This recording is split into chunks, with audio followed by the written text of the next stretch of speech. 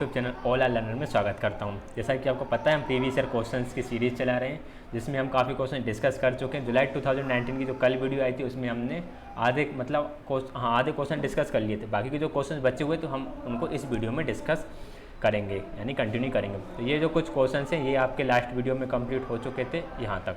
ठीक है, आज हमें करना है क्वेश्चन नंबर 49 से। तो बिना किसी देरी के हम करते हैं क्लास को स्टार्ट। इसमें ये आपको फ्रैक्शंस दी हुई हैं। अब इन फ्रैक्शंस को डिसेंडिंग ऑर्डर में लिखना है, यानी कि जो आपकी सबसे बड़ी है उससे आपको सबसे पहले लिखना है, उसके बाद उससे छोटी, उसके बाद उससे छोटी। यदि आप इस फ्रैक्शन को ध्यान से देखो तो मुझे ध्यान से देखने पर ये लगा कि मैंने 45 एंड 49 को देखा तो मुझे दिखा कि यार यहाँ तो +5 हो रहा है। फिर मैंने 33 एंड 38 को देखा तो फिर मुझे लगा यहाँ भी +5 हो रहा है। फिर मैंने 22 एंड 25 को देखा तो फिर मुझे लगा अरे यहाँ तो +3 हो रहा है। और फिर मैंने 22 एंड 29 को देखा तो फिर मैंने देखा यहाँ पर +5 हो रहा है। यदि सब में +5 होता तो ये फंडा बिल्कुल लग जाता और हमारा क्वेश्चन सोल्व हो जाता। लेकिन एक फ्रैक्शन में +3 हो रहा है। लेकिन इसका मतलब ये तो हो गया 44/49 हम उठाते हैं, 33 एंड 38 उठाते हैं, इसके साथ ही 22 एंड 25 उठाते हैं और आपका 24 एंड 29 उठाते हैं। तो इनमें से एक बात क्लियर है, 22/25 के साथ जब इसको अरेंज करेंगे तो ये जो 3 है ना आपके, ये दोनों और एक आपका ये तीनों में से कोई ना कोई 2 हमेशा साथ में रहेंगे। तो देखते हैं कहाँ पर ऐसे हैं जो 2 हमेशा साथ में हैं। और इनमें जब डिफरेंस देखते हैं तो जो सबसे बड़ा होता है वही आपकी बड़ी फ्रैक्शन होती है। डिफरेंस देख लेना, यदि डिफरेंस सेम है तो जो बड़ा है वही आपकी बड़ी फ्रैक्शन। तो स्टार्टिंग में तो 44/49 आना, ये बात हमारी कन्फर्म हो जाती है। तो स्टार्टिंग में 44/49 फर्स्ट वाले में नहीं है, लास्ट वाले में भी नहीं है। हमारा आंसर या तो सेकंड हो सकता है या फिर थर्ड हो सकता है। अब हम चेक कैसे करेंगे कि कौन सा राइट आंसर है, तो हम इन दोनों में से कोई सा एक उठा लेते हैं। हम यदि थर्ड की बात करें तो थर्ड में ये तीनों तो लाइन से और लास्ट में 22/25 है। अब इसे किस तरह से आप चेक करिएगा, आप इस तरह से चेक करिए कि चलो 44/49 तो सबसे बड़ा होगा, उसके बाद 33/38 होगा, ठीक है, 24/29 होगा, बिल्कुल सही बात है। लेकिन जो आपका नेक्स्ट नंबर जो आ रहा है आपको 22/25, ये हो सकता है इससे बड़ा हो सकता है इससे बड़ा हो और हो सकता है इससे बड़ा हो। तो आपको इसे चेक करना पड़ेगा। हम चेक करके देखते हैं। यदि आपको सिर्फ 2 फ्रैक्शन को चेक करना हो तो आप क्या करो, हमें क्या चेक करना है, इसे बड़ा बताना है और इसे छोटा बताना है। ठीक है, सिंपल क्रॉस मल्टीप्लिकेशन आप यहाँ पर कर सकते हो। 24 × 25 इज़ ग्रेटर देन 22 × 29। मल्टीप्लाई करोगे 25 4 जा कितना होता है, आप बोलोगे 100 होता है। 100 का 0 कैरी जाएगा 10, 25 2 जा होगा आपका 50 एंड 10 हो जाएगा आपका 60। यहाँ पर आगे 600। 22 × 29 कर लेते हैं। 22 × 29 को आप कैसे मल्टीप्लाई करोगे, 30 - 1 कर दो, इंटू कर दो आप 22 का इसमें मल्टीप्लाई करते हैं तो ये आता है हमारा 660 एंड 22 1 जा 22, माइनस करोगे यहाँ पर बचेगा 8, यहाँ पर बचेगा 3, यहाँ पर बचेगा 638। बोलो ये फंक्शन फॉलो हो रहा है कि आप बोलोगे सर नहीं हो रहा, इसका साइन तो इस तरह से आना चाहिए था, यानी कि ये भी आपका ऑप्शन रॉन्ग हो जाएगा। तो राइट ऑप्शन कौन सा बच्चा, ऑप्शन नंबर सेकंड। इसे चेक करने की ज़रूरत नहीं है, ऑप्शन नंबर सेकंड ही आपका राइट हो जाएगा। आई होप सभी को क्लियर होगा। अब बढ़ते हैं आगे नेक्स्ट क्वेश्चन की तरफ। क्वेश्चन नंबर 50 है, निम्न कथनों में से कौन सा कथन पूर्णांकों के लिए सत्य नहीं है। तो भाग का क्रम विनिमय सत्य नहीं है। भाग का क्रम विनिमय आप इस तरह से देखो, 2 को डिवाइड करो 4 से, कितना आंसर आएगा, सॉरी यहाँ पे लिखता हूँ मैं, 2 को डिवाइड करो आप 4 से, कितना आंसर आएगा, 1/2 आएगा। और 4 को डिवाइड करो 2 से, कितना आंसर आएगा, 2 आएगा। क्या दोनों सेम है, आप बोलोगे सर बिल्कुल सेम नहीं है, दोनों ही स्टेटमेंट होंगे, यानी कि जो फर्स्ट है आपका, फर्स्ट वाला भाग के क्रम विनिमय के लिए सही नहीं है। आगे बढ़ते हैं क्वेश्चन नंबर 51 की तरफ। ये जो कुछ आपको डाटा दिया हुआ है, इस डाटा को देखकर इसका महत्तम समवर्त निकालना है। देखो महत्तम समवर्त निकालने के लिए हम करते क्या हैं, HCF निकालने के लिए आप देखते हो smallest power greatest power of common factor, greatest power of common factor. तो यहाँ पर 2 की पावर कितनी है, 3 है, यहाँ पर 2 की पावर कितनी है, 2 है, यहाँ पर 2 की पावर कितनी है, 4। तो 2 की पावर 2 तीनों में मिलेगा आपको, 2 की पावर 2 जो है ना वो तीनों में मिलेगा। तो एक कॉमन तो आपको मिल गया, क्योंकि 2 की पावर 2 ऐसा है जो तीनों में कॉमन है। अब 3 की तरफ आ जाते हैं, यहाँ पर 3 की पावर 2 है, यहाँ पर 3 है, यहाँ पर 4 है। कॉमन क्या मिलेगा, 3 मिलेगा। तो यहाँ से हमने 3 उठाया। फिर यहाँ पर 5 3 4 एंड 2, तो क्या उठाओगे, 5 उठाओगे।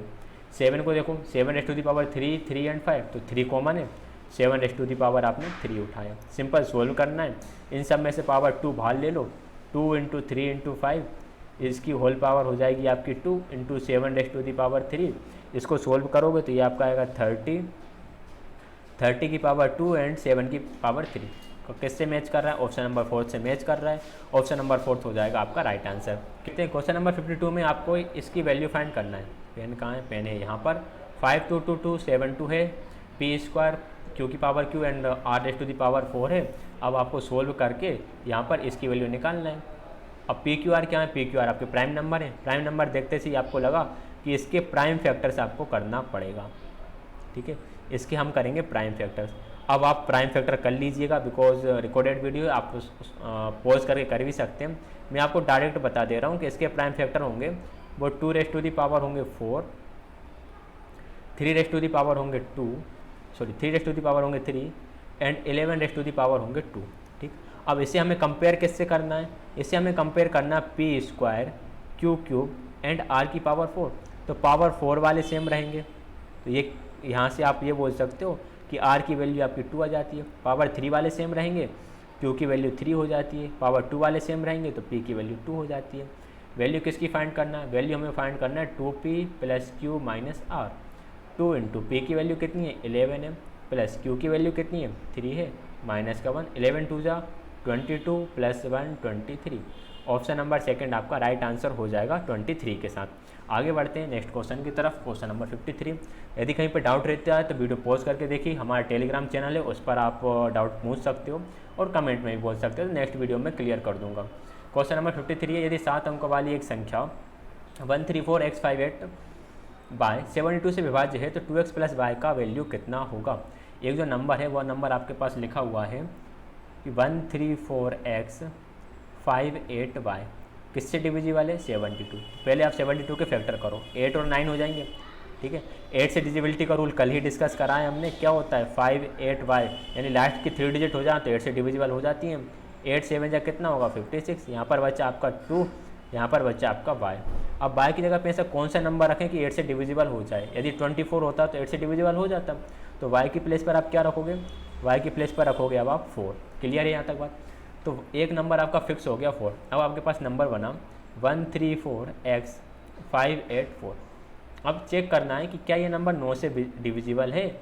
9 से डिविजिबल के लिए हम सम ऑफ डिजिट करके देखते हैं। सम ऑफ डिजिट यदि 9 से डिविजिबल है तो नंबर भी हो जाएगा। लेकिन सम ऑफ डिजिट भी आपको कैसे करना है? एक स्मार्ट वर्क की तरह करना है। जिनका सम 9 हो उन्हें आप कैंसिल करो। जैसे मैं यहाँ पर देख रहा हूँ कि 4 एंड 5 9 हो रहा है तो इन्हें हमने कर दिया कैंसिल। 8 एंड 1 9 हो रहा था, इन्हें कर दिया कैंसिल। हमारे पास क्या बचे? 3 4 बचे और 9 बचा। 3 + 4 करेंगे तो कितना आएगा? 7। 9 से डिविजिबल होने के लिए इसे कितना ज़्यादा होना था? आप बोलोगे सर ये दो ज़्यादा होता ना तो 9 आ जाता और एक डिविजिबल हो जाता। यानी कि x की वैल्यू कितनी होगी आपकी? x की वैल्यू होगी आपकी 2 और y की वैल्यू कितनी थी? 4। वैल्यू किसकी फाइंड करना है? वैल्यू आपको 2x प्लस y की फाइंड करना है। तो 2 इंटू x की प्लेस पर रखा 2, y की प्लेस पर रखा 4। 2 2 जा 4, 4 + 4 8। ऑप्शन नंबर सेकंड हो जाएगा राइट आंसर। क्लियर हुआ सभी को? आगे बढ़ते हैं। निम्न में से कौन सा पाइथागोरियन ट्रिपलेट नहीं है? तो ये आपका जो ऑप्शन नंबर सेकंड है पाइथागोरियन ट्रिपलेट नहीं है। हम जानते हैं ये वाला होता है, ये होता है और नेक्स्ट भी होता है। चेक करने का सिंपल तरीका, मान लो आपको 13 को चेक करना है। 13 का स्क्वायर करो तो कितना होगा? 169 होगा। इसका हाफ करेंगे तो कितना आएगा? आप बोलोगे सर 84.5 आएगा। इससे एक कम लिखो 84, इससे एक ज़्यादा लिखो 85। आ रहा है क्या? आप बोलोगे आ रहा है, पाइथागोरियन ट्रिपलेट है। 7 का भी चेक कर सकते हैं। 8 के लिए एक अलग मेथड होती है, वो मैं आपको बाद में बताऊंगा। ऑप्शन नंबर सेकंड की यदि हम बात करें 11 वाले की, तो आप देख सकते हो 11 का स्क्वायर करेंगे तो वो होगा आपका 121। हाफ करोगे तो कितना आएगा? 60.5। इससे एक कम आएगा 60, इससे एक ज़्यादा आएगा 61। यानी इससे जो आपका ट्रिपलेट बनता है वो 11, 61 एंड 60 वाला बनता है। लेकिन हमें कौन सा दिया? 63 वाला दिया, इसलिए ऑप्शन नंबर सेकंड आपका रहेगा राइट आंसर। आगे बढ़ते हैं क्वेश्चन नंबर 54 की तरफ। उस कोण का माप जिसके संपूरक का माप उसके पूरक के माप के 4 गुने के बराबर है। यानी कि सप्लीमेंट्री जो है ना वो कॉम्प्लीमेंट्री से का कितना टाइम से? वो कॉम्प्लीमेंट्री के 4 गुने के बराबर है। हम जानते हैं सप्लीमेंट्री का सम होता है 180 और कॉम्प्लीमेंट्री का सम होता है 90। हमने लेट करा कि जो एंगल हमें फाइंड करना है वो एंगल है x। ठीक, अब x का आप निकालोगे जब आप सप्लीमेंट्री तो 180 माइनस x आएगा, और इसका जब आप कॉम्प्लीमेंट्री निकालोगे तो 90 माइनस x आएगा। और जो सप्लीमेंट्री है वो कॉम्प्लीमेंट्री का 4 टाइम है, 4 टाइम करा। ये पर हो गया आपका 180 माइनस x, यहाँ पर हो जाएगा 360 और यहाँ बचेगा आपका माइनस का 4x। तो ये बचा आपका 3x is equal to 180, x से कैंसिल करोगे तो x इज इक्वल टू आ गया आपका 60। Right answer option number second है 60 डिग्री। क्लियर है सभी को? आगे बढ़ते हैं क्वेश्चन नंबर 56 की तरफ। यदि किसी त्रिभुज के कोणों का माप डिग्री में x 3x + 20 एंड 6x हो तो त्रिभुज अवश्य होंगे। मैं थोड़ा सा फास्ट चल रहा हूँ बिकॉज ये रिकॉर्डेड वीडियो आप रिपीट करके देख सकते हैं। यदि लाइव होता तो फिर हम थोड़ा सा स्लो चलते हैं, ठीक है ना बात। अब कोण जो दिए हैं, एक आपका x है, दूसरा आपका 3x + 20 है और नेक्स्ट एंगल 6 है। हम जानते हैं ट्राइंगल में एंगल सम प्रॉपर्टी होती है जिससे इन तीनों का सम 180 हो जाता है। 6 एंड 3 कितना होगा? 6 एंड 3 एंड 1, ये हो गया आपका 10x + 20 इज इक्वल टू 180। यहाँ से यदि हम 10x की वैल्यू निकालेंगे तो ये आ जाएगी आपकी 160, x की वैल्यू बचेगी आपके पास 60। अब एंगल निकाल लो। एक एंगल आपका x इज इक्वल टू 60 हो जाता है। नेक्स्ट एंगल हमारा कितना था? 3x + 20, तो ये 60 × 3 + 20 करेंगे तो ये आपका कितना आएगा टोटल? 16 × 48, 48 + 20 हो जाता है 68। नेक्स्ट एंगल निकालें हम 6x, तो 6 × 16 करेंगे तो 16 × 6 96। 96 इज़ ग्रेटर देन 90, जो ग्रेटर देन 90 है उसमें कौन सा एंगल होगा? ऑब्ट्यूस एंगल होगा, यानी कि अधिक कोण त्रिभुज होगा। ठीक है बात। क्वेश्चन नंबर 57 की बात कर लेते हैं। क्वेश्चन नंबर 57 आ जाता है कि त्रिभुज ABC और त्रिभुज DEF में एंगल C एंगल F के इक्वल है, AC DF के इक्वल है, BC EF के इक्वल है। यदि AB बराबर 2x - 1 तथा DE 5x - 4 हो तो x का मान आपको बताना था। देखो पेन कहाँ गया इसका, तो कोने में था। चलो ट्राइंगल बनाया हमने और एक ट्राइंगल ये बनाया, ठीक है। एक ट्राइंगल हो गया हमारे पास ABC और दूसरा ट्राइंगल हो जाता है DEF, ठीक है। Angle C is equal to angle F, angle C angle F के इक्वल के बने, AC DF के इक्वल है, ठीक है। BC EF के इक्वल है, BC EF के इक्वल है। तो अब आप ये बताओ कि ट्राइंगल ABC और ट्राइंगल DEF कॉन्ग्रुएंट नहीं होंगे क्या? आप बोलोगे सर बिल्कुल होंगे ये कॉन्ग्रुएंट, बिकॉज कौन सी प्रॉपर्टीज लग रही है इसमें? साइड एंगल साइड वाली प्रॉपर्टी लग रही है, ठीक है। और AC साइड कितनी दी आप? A भी दिया हुआ है 2x - 1 और नेक्स्ट साइड दी हुई है आपके पास 5x - 4 और कॉन्ग्रुएंट ट्राइंगल की करस्पॉन्डिंग साइड्स इक्वल होती हैं। तो हम इसे ऐसा लिख सकते हैं कि AB is equal to DE। तो ये 2x - 1 is equal to 5x - 4। Solve करोगे तो 2x - 5x is equal to -4 - 1, आपका -4 + 1, थोड़ा जल्दबाजी चल रहा है, तो -3x इज इक्वल टू -3, 3 से 3 cancel, x is equal to 1। Right answer option number 4 हो जाएगा आपका 1। आगे चलते हैं क्वेश्चन नंबर 58 की तरफ। किसी त्रिभुज की एक भुजा 5 सेंटीमीटर, दूसरी 10 सेंटीमीटर और इसका परिमाप 30 सेंटीमीटर। काफ़ी अच्छा क्वेश्चन है, ध्यान से देखिएगा। ये आपके पास एक ट्राइंगल दिया है, ठीक है। एक साइड उन्होंने दी 10, एक दी 5 और थर्ड साइड कुछ नहीं दी, तो हम सिलेक्ट कर लेते हैं। पैरामीटर P है, तो पैरामीटर P कैसे निकालोगे आप? 10 + 5 + C करोगे तो पैरामीटर आ जाएगा जो कि P के बने। अब उन्होंने बोला the least and the greatest possible value of the P are respectively. P का सबसे छोटा मान और सबसे बड़ा मान क्या हो सकता है, ये आपको बताना है, ठीक है। हम ट्राइंगल इनइक्वालिटी से जानते हैं कि ट्राइंगल में 2 साइड्स होती हैं, इनका सम हमेशा थर्ड साइड से बड़ा होता है और इनका डिफरेंस हमेशा थर्ड साइड से छोटा होता है। तो इन दोनों का ही यूज़ करके हम क्वेश्चन को सोल्व करने वाले हैं। ए की प्लेस पर रखते हैं हम 10 एंड बी की प्लेस पर रखते हैं हम 5। तो 10 + 5 should be greater than C, 10 + 5 should be greater than, ये हो जाएगा आपका 15, 15 इज़ ग्रेटर देन C। इसका मतलब C का जो वैल्यू होगा वो 15 से छोटा होगा। तो हम यहाँ पर C का वैल्यू ले लेंगे 14, ठीक है। 15 से छोटा कुछ भी हो सकता है, तो 14 ले लिया। अब कितना छोटा हो सकता है, इसके लिए हमें माइनस वाली प्रॉपर्टी की तरफ चलना पड़ेगा। 10 - 5 should be less than C, इनका डिफरेंस करोगे तो आप आ जाएगा 5। अब 5 से बड़ा होना चाहिए, 5 से बड़ा तो हम ले लेते हैं 6, ठीक है बात। तो C का वैल्यू है वो 14 से 6 के बीच में लाई करेगा। C जो रहेगा वो 6 से 14 के बीच में रहेगा, इसका मतलब ये है। अब पैरामीटर निकाल लो दोनों केस में। एक बार 10 + 5 + 14 करके निकाला और एक बार 10 + 5 + 4 करके निकाला। कितना हो गया? 21 हो गया। यानी कि जो पैरामीटर है ना उसकी रेंज क्या आ रही है? 29 से 21 आ रही है। 29 से 21 किस में? ऑप्शन नंबर सेकंड में। यदि किसी को समझ में नहीं आया हो तो हमने इससे रिलेटेड एक और वीडियो को डिस्कस करा हुआ है, आप वीडियोज़ में जाकर उसके देख सकते हैं। ठीक है बात, आगे बढ़ते हैं नेक्स्ट क्वेश्चन की तरफ। क्वेश्चन नंबर 59, यदि ये सब नंबर्स हैं, इनमें 8 के स्थान पर 18 कर दिया जाए तो आंकड़ों का माध्यक y है। x तथा y के मान्यों को बताइएगा। पहले x था, 8 की जगह 18 करा, अब वो हो गया y। अब इन दोनों का योग क्या रहेगा? तो पहले तो क्वेश्चन को थोड़ा सा हम जमा लेते हैं, कैसा? असेंडिंग ऑर्डर में। सबसे पहले आप देखोगे 8 आएगा, इसके बाद 9 आएगा, 13 आएगा, 13 आएगा, फिर आपका 14, 14, 14 एंड 14 आएगा। इसके बाद 15, 15 कितने टाइम है? 15 1 2 3 टाइम है, 15 आएगा। इसके बाद आपका 16 2 टाइम है और 17 2 टाइम है। ठीक है, काउंट कर लेते हैं टोटल कितने? 1 2 3 4 5 6 7 8 9 10 11 12 13 14 15।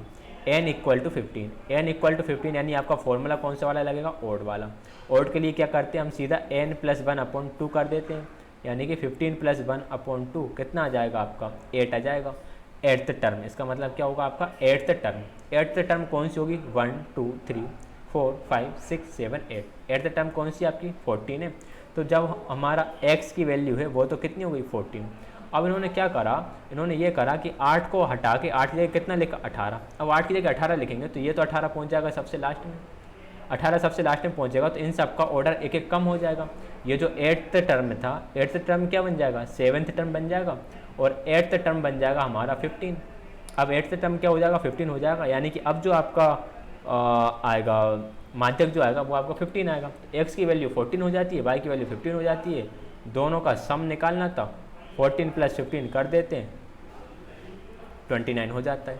ऑप्शन नंबर सेकंड आपका राइट आंसर हो जाएगा। ठीक है बात, आगे चलते हैं क्वेश्चन नंबर 60 की तरफ। एक वेक में क्या है? वाइट बॉल्स हैं 3, ब्लू बॉल्स हैं 2 एंड 5 बॉल्स हैं आपकी कौन सी बॉल है? 5 रेड है 5। ठीक है, यदि हम टोटल की बात करें तो टोटल बॉल कितनी हो जाती है हमारे पास? टोटल बॉल हो जाती है 10। आपको निकालना है प्रोबेबिलिटी। क्या निकालना है? कि बॉल रेड ना हो। जो बॉल रेड नहीं होगी वो बॉल कौन सी होगी? वो या वाइट एंड ब्लैक में से कुछ भी हो सकती है। तो वाइट एंड ब्लैक के निकाल लेते हैं, वही हम निकाल लेते हैं कि प्रोबेबिलिटी वाइट एंड ब्लैक के होने की। तो ये जो प्रोबेबिलिटी रहेगी ये रेड ना होने के बराबर रहेगी। तो इसको निकालेंगे, कितना हो जाएगा? आपकी वाइट बॉल कितनी है? वाइट बॉल है हमारे पास 5, ब्लैक बॉल है 2, एक मिनट रॉन्ग लिख दिया। वाइट बॉल है 3, ब्लैक बॉल है 2, टोटल कितनी हो गई? 5। प्रोबेबिलिटी क्या होती है? फेवरेबल आउटकम्स, यानी कि जो अभी आउटकम आया in total number of outcome कितना आएगा? 1/2।